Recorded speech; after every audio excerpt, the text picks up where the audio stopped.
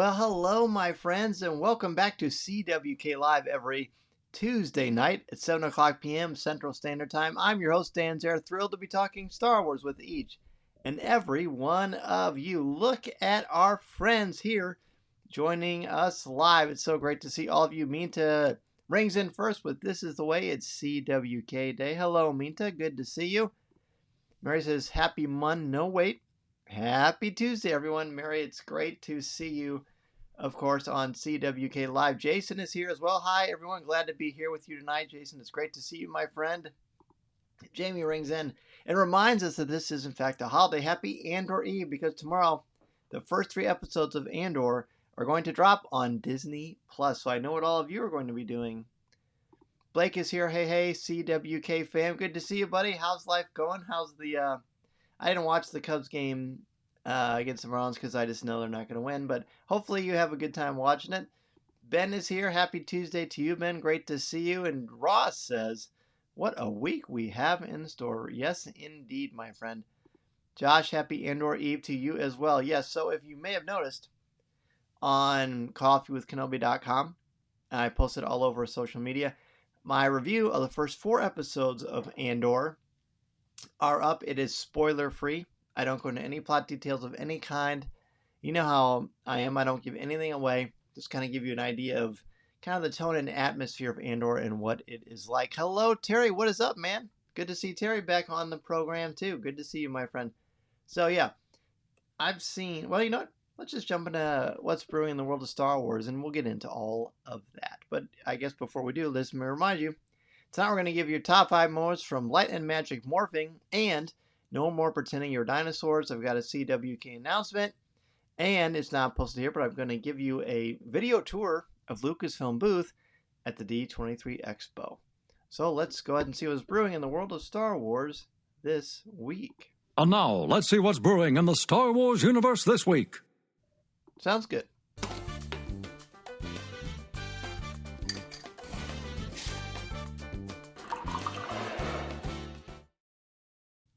Yes. So, I have seen the first 4 episodes of Andor. Of course, I won't spoil anything. I've been dying to tell you about this. I've actually seen them. I saw them in July, either late July or early August. So I've been sitting on this for a long time. And again, not going to spoil it. You can go read my review on coffeewithkenobi.com. The only thing I'm going to say here is that it is certainly not for small children, in my opinion. The best way I can explain that is Mason won't be watching this one yet. He's 9. He's a little young, I think, for some of the mature themes and ideas. But if you are a mature fan, or a fan who likes their entertainment a little more gritty, Andor is it. I love it. It's very different from what we're used to, but it's really, really something else. Really something else. I don't want to give away anything.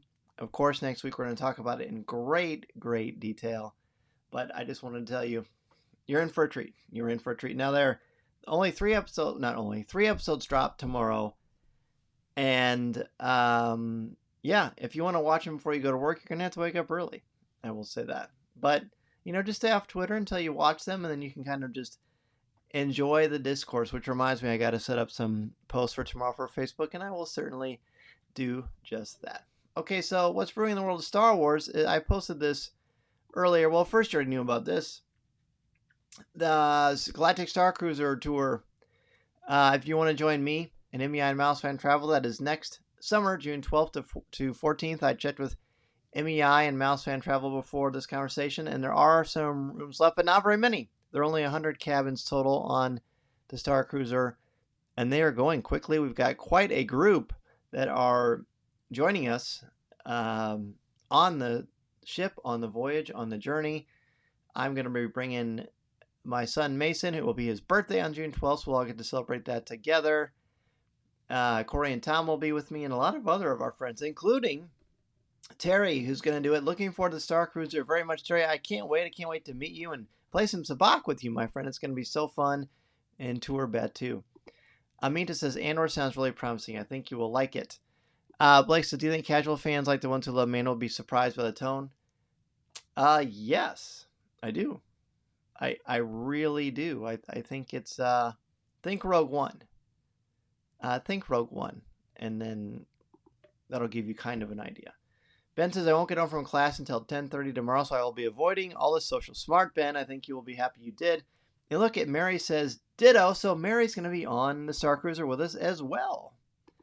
Jason says, Ben, may the force be with you on that. Yeah, no kidding. Avoiding socials is a good idea, especially when there's a show you don't want to have ruined for you.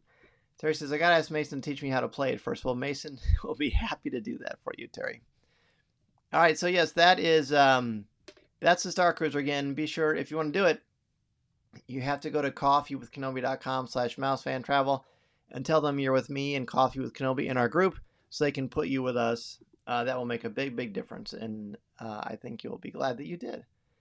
I posted this the other day, but Friday, September 30th, I'm actually going to be on the other coast. I'm going to be on the East Coast.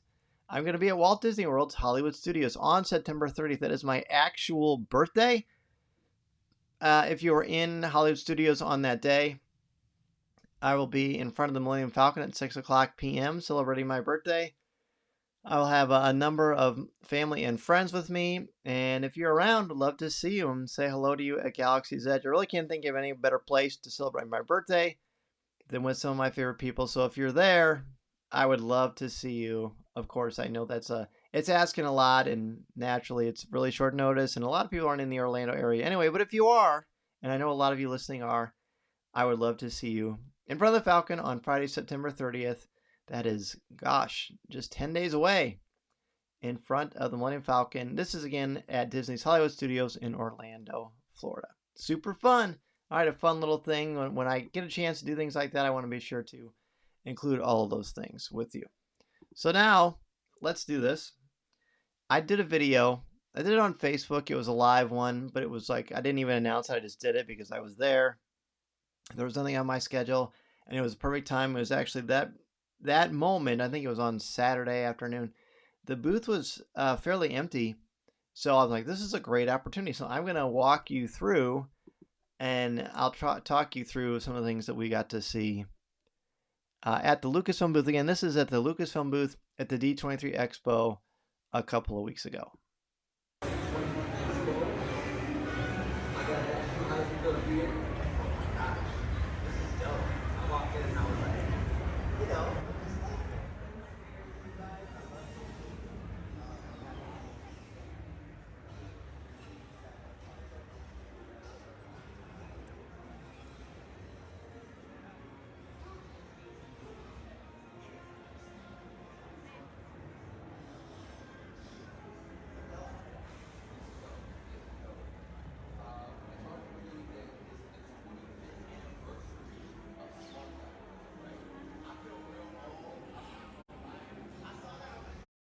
Hello, everybody.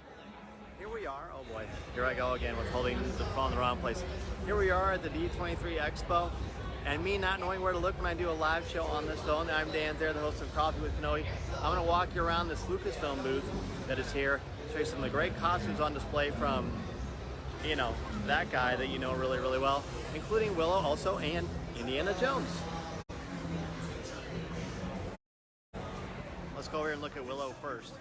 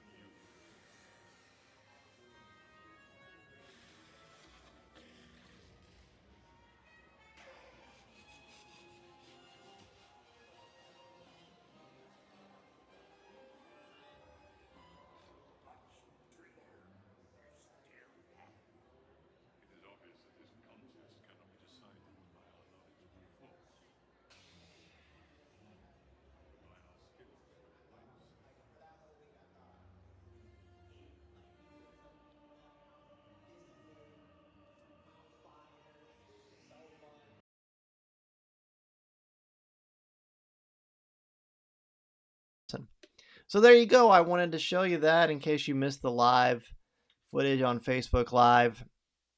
To give you an idea of the amazing details and what it looked like. My goal on all these things I want you to feel like you're there with me. A big reason why I'm able to do any of this cool stuff is because of you and the CWK Alliance. Alliance members support me in the show. They get something back, of course, with our CWK Pour Over, which is our weekly exclusive podcast. But you allow me and enable me to live this amazing life that I live, and I can't thank you enough for that. Let me push this up here. A lot of people ask me about this all the time. How do I join the Alliance? You just go to coffeewithkenobi.com/CWK Alliance. And for as little as $5 a month, you can support me in the show, get exclusive access to podcasts and videos not seen or heard anywhere else. Blake says, I want Dan to wear an indie hat one night on CWK Live. That would be epic. Okay, so, I could do that. I could absolutely do that. And you know why? I don't think I ever told the story. So I'll tell you what, Blake, at the end of the show, remind me to tell you about my Indiana Jones costume that I have. But let's go ahead and talk about the category for tonight. Top 5 moments from Light and Magic episodes 5 and 6. So we had to combine them both into one night only because tomorrow Andor starts, and that's going to be 3 episodes. So I really wanted to do that. So the top 5 moments from Light and Magic. Episode 5 is Morphing, and episode 6 is called No More Pretending You're Dinosaurs, which has a story all its own. Josh says we need to do Indie Hat Night. That's fine with me. I'm more than up for that. That might be a kind of a fun thing to do for Celebration if anybody goes to Celebration London. All right, so number 5 for me, it was really hard. I really feel like they're both good. Episode 6, No More Pretending We're Dinosaurs. That episode to me, there were like 10 moments in that one. And I always say, oh, this one's my favorite. This one's my favorite. They're all my favorite, I guess, but episode 6 is just so full of them. But I tried to share the wealth. So number 5 for me is Doug Chang's story. That is, I believe, in the 5th episode. And while it's just kind of a brief moment, I love Doug Chang. I mean, I love his art. I love his talent. I love his passion. I love how he wanted to do this. He made very much an identity for himself in the industry, and then he's the lead designer for episode 1. And does all the stuff. He's responsible for so much stuff in Galaxy's Edge and the Galactic Star Cruiser. And I had the good fortune to interview him earlier this year. Gosh, time really flies. On the Galactic Star Cruiser event, I just think he's a wonderful man and a very huge talent. So it's like kind of a personal bias, but I love him. Jason says, I love the story behind the episode 6 title of this series. I know, isn't it great? Blake says, I felt behind and only got through episode 5 after a 9-hour workday, but I'm so ready. No problem, man. No problem. Episode 6 will be waiting for you. Mary says putting the 2 episodes together was fine. Well, I'm glad. Minta's number 5, was humbling to see how they started out with a digital era with the Abyss. Yes, the steady progression of these and how they're building upon previous technologies and experiences I like that as well. Jamie says, I got through 5 and some of 6. Sounds like I really need to finish episode 6. Episode 6 is so good. Especially when they start talking about Marvel and Mando. And oh, yeah. It's so good. Jason, number 5, is Steven Spielberg moving Phil Tippett into a directorial role on Jurassic Park and getting the other model animators involved in a meaningful way. Such respect for the artists who had given so much of themselves to the filmmaking industry. That could easily be 1, 2, 3, 4, and 5 for me. That whole thing with Phil Tippett. And I didn't put on here specifically, but you'll see later how I fit it in. But I agree with you, Jason. That was so good. Ross's 5, the collage of memories of current and former ILM members closing out the final episode. The story can never be replicated. It was really lovely, wasn't it? Number 5, for Mary, the animators being dinosaurs was hilarious. The video of them learning how to move like dinosaurs was great. Then the one animator fell and broke his arm, which ended acting like dinosaurs, hence the title of this episode. Yes, it was like, oh no, but it was kind of cool when you saw them running around. You just kind of get that place of reference because you're familiar with Jurassic Park, and you can see it. You can see how it inspires them. It's almost like the old classic Disney animators videoing themselves dancing and then animating that, and then they know how to make things move. Terry says, Doug Chang is an amazing person. Love his vision and how it was applied. I agree with you so much. Ben, George's story of moving digital, getting all the theaters to adapt it for Phantom Menace, changing the industry, and ended up with a National Medal of Technology. I love the recognition George and Island received. Yes, and the fact that he gave out those, $100,000 cameras to all these theaters so people could show it the way he wanted to be seen, which is amazing. Blake's number 5, Ron Howard with a giant red mustache, which inspired me as a redhead. In his Star Tours hat, he wore the old footage. We all need those hats given. I think that's the best Star Wars attraction. Oh, that's cool. Excuse me, I got a cough.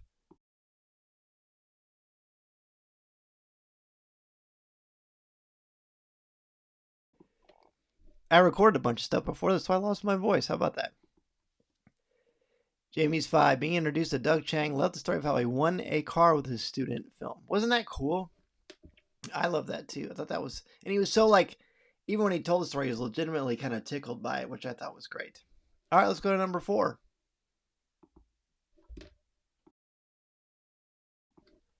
Number 4 for me is the creation of the T1000.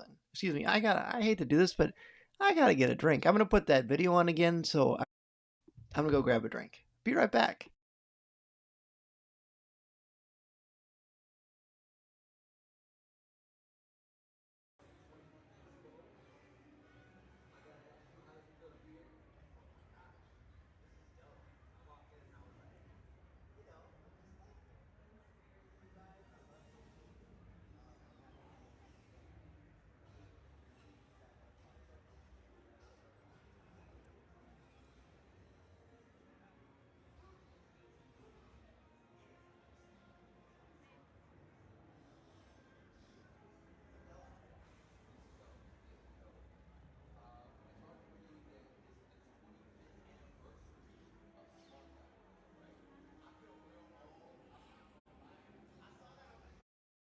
Hello, everybody.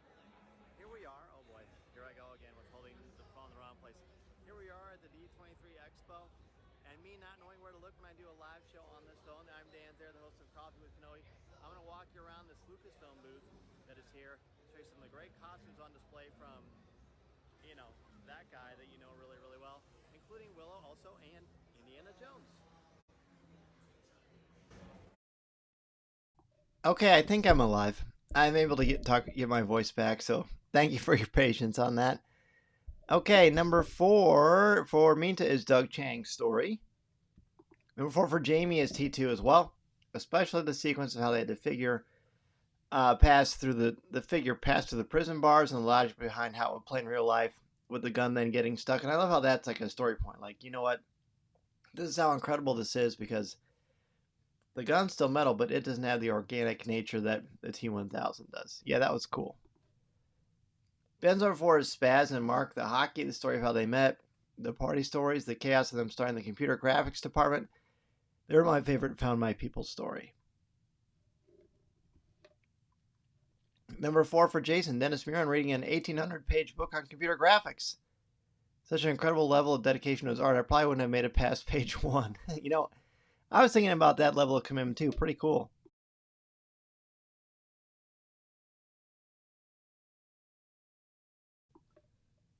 Number 4 for, I missed Blake. Doug Chang's backstory. He's someone I watched in behind-the-scenes Star Wars documentaries since I was a kid. It means a lot to me to see where he came from. Yeah, you'd love him. He's so cool. He's like Corey Club's hero, by the way, of course. Mary's number 4, Morphing being developed was amazing. Spelled with an F, not a PH, from the creation of the water creature in the abyss to Robert Patrick's character in Terminator 2. The evolution there. Number 4 for Ross, The Pit. Mark Dippes and Spaz Williams nurtured an unwinding space and creative cave. I know I was thinking about how would I handle working in that environment. I would love them, and I would have had a great time with them, but the environment, I a lot more structured, so that would have been really interesting. But obviously, it all worked out, obviously. Let's go to number 3.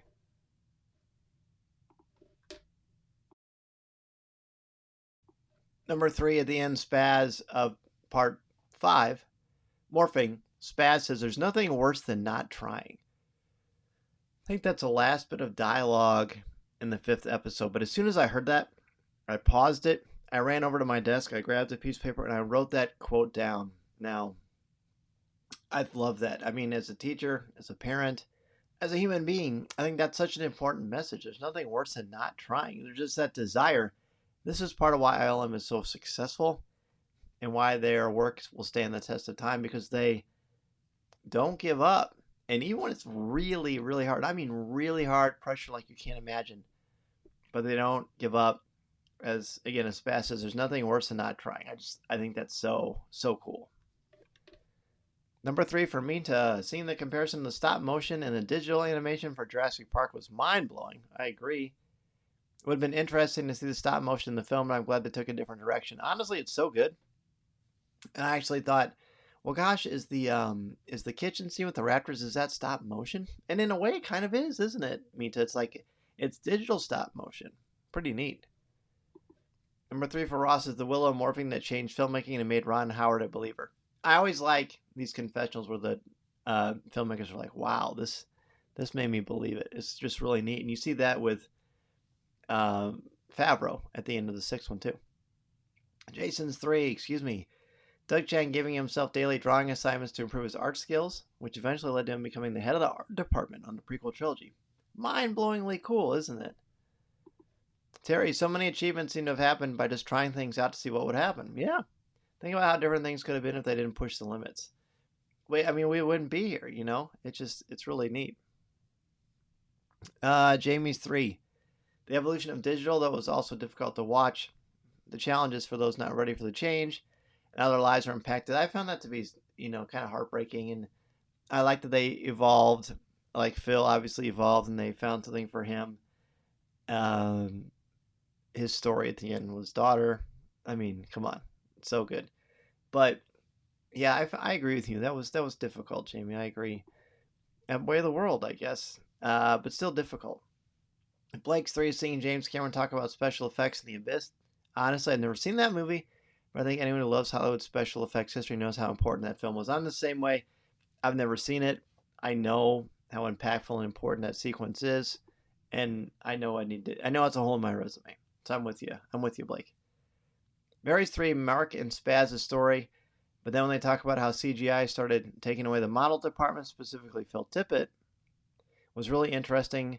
How Spielberg wanted to make sure Phil was involved and taking control of the development of the dinosaurs, which was amazing. And it shows the generosity of Spielberg, too.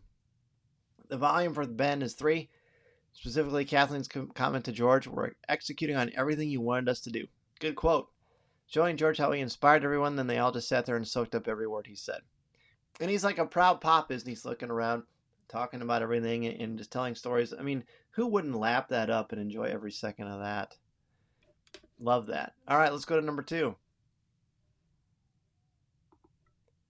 2 for me, the Dinosaur Dream Team. Everything about the evolution of the dinosaurs and how they combine, like Stan Winston's amazing, insane puppet work, larger than life, literally. And then Phil Tippett's stop motion, and then the computer work they were doing, and how they kind of ambushed Kathy Kennedy with the whole, I'm just at this, dinosaur running, we're just practicing some stuff. I didn't, he was just really casual. It was brilliant. It was smart. I love him. It was so neat.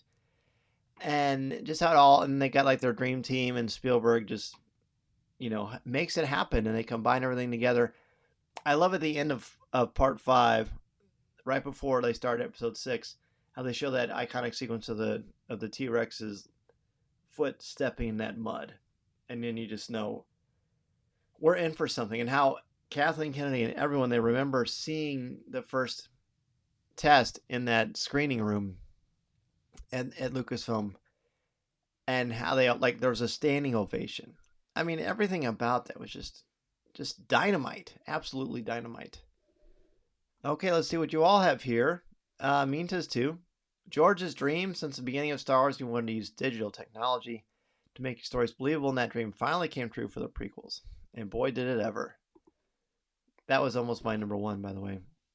Ross's 2 is Doug Chang's backstory and introduction to ILM/Lucasfilm, and all of his storyboards for The Phantom Menace. Isn't that great? Like, what do you make? How many did they say? I don't remember the math on it, but like over 2,000, right? Crazy. Mary's number 2 is Doug Chang. Ditto to everything everyone else has said. I could listen to him for hours. Did not realize he's only 1 year younger than me. He is. Both of you have aged with so much grace. Kudos to both of you, Mary. Jason's number 2. If you believe in something, there's nothing worse than not trying. Yes, my number 3 is your number 2. It's a great quote. Number 2 for Jamie, the reveal story when they showed the walking T-Rex for the first time to select group, and the events led up to it, same as you, Dan. Well, awesome. I love it. Hey, I'm proud to have on the same wavelength with you, bud. Terry's number 2, the integration of practical props and CGI. There's so much in The Mandalorian that it's difficult to discern what is real or CGI. I know, and I still feel that way about Jurassic Park when I'm watching these making ofs. I'm like, whoa, that's real. That's CGI. That's, I never know. Pretty cool. Darren is here. Hello, Darren. Darren's number 2 is how they mix the digital effects with practical. On T2, there was more practical effects than I first thought, but the mixture was amazing. Exactly how I feel, Darren. And I think that's what Island would want us to feel too, which is so neat. Ben's 2 is everything Jurassic Park, a personal moment for me. Jurassic Park had such an impact on me growing up. I was truly frightened by the kitchen scene. I understand that. But as I watched how they made it, I was grinning ear to ear as I relived the magic of my childhood. And they just make you believe.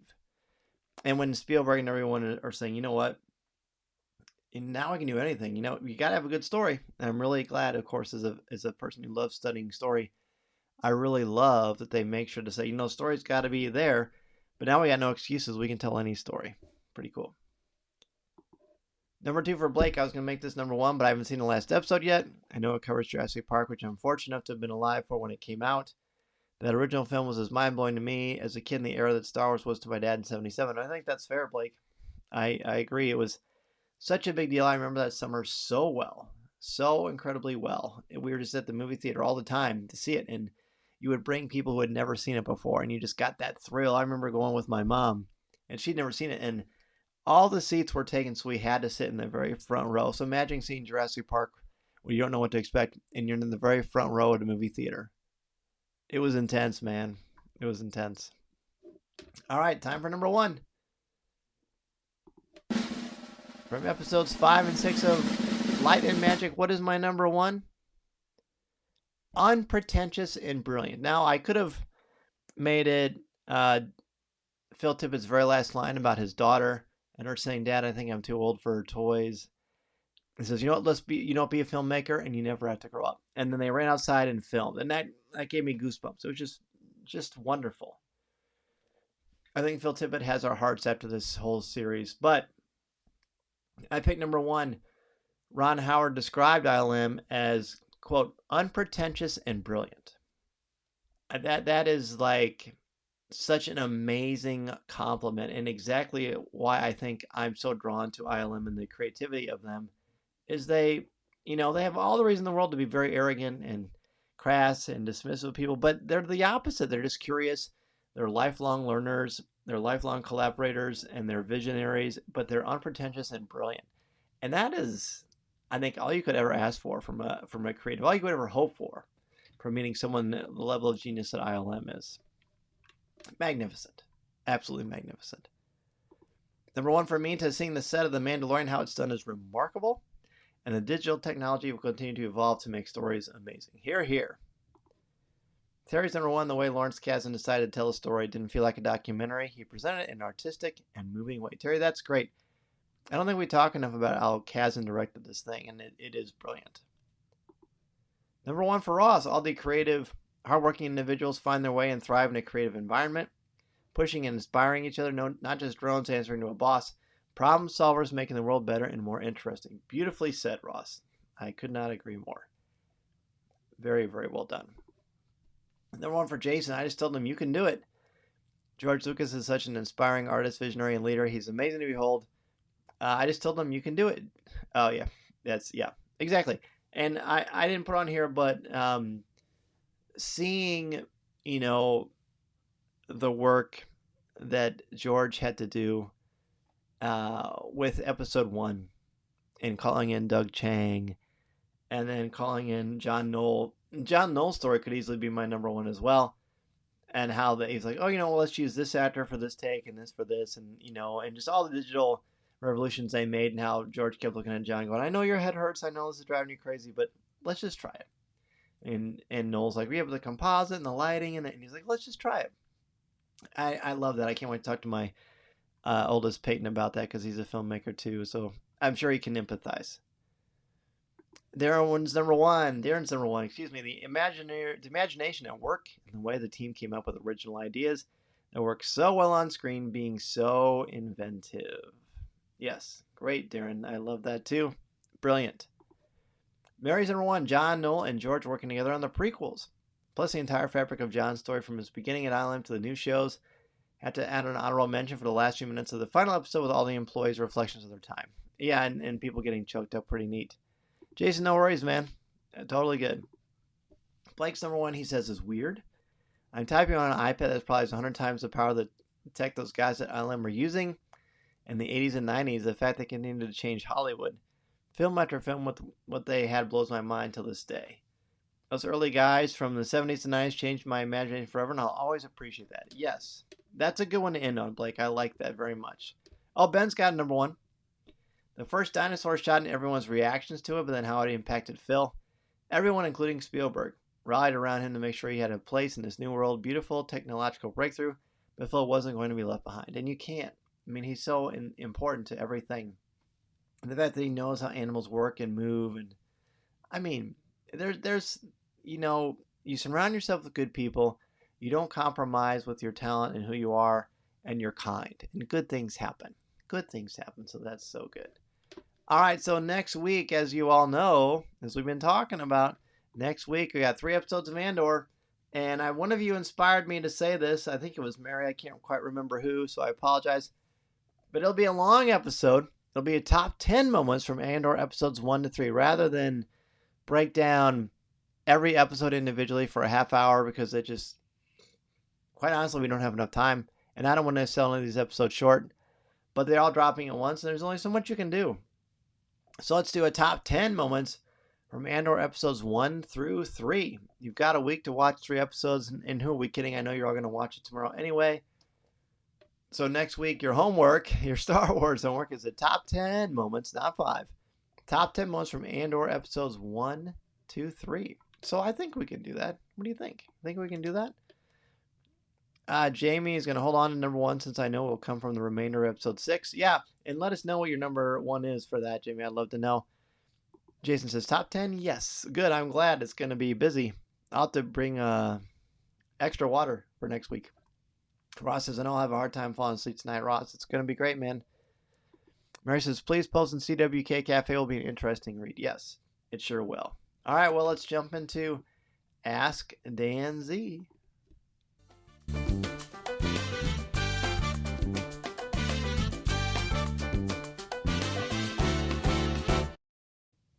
Minta says, top 10 challenge accepted.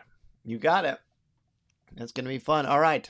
Well, again, if you are curious for just a little bit of a taste of what you can expect from Andor, my review is on Coffee with Kenobi's website. It is spoiler free, but it gives you an idea of the tone. And also, Ross has a great primer on Fantha Tracks about the world of Rogue One. And so definitely check out Ross's post for that.